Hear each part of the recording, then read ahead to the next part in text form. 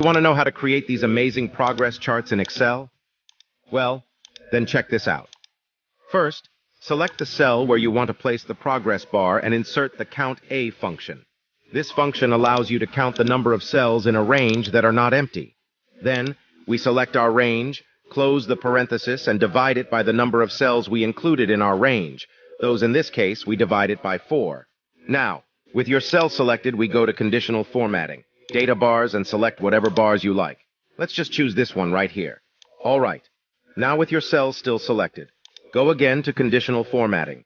Click on Manage Rules, Edit Rule, and in here, for the type field, we select numbers for both, meaning the minimum and maximum.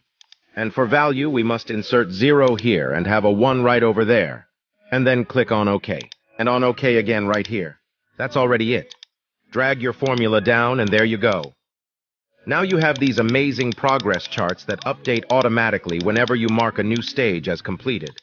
Oh, before I forget, make sure to follow us for daily Excel tips and tricks.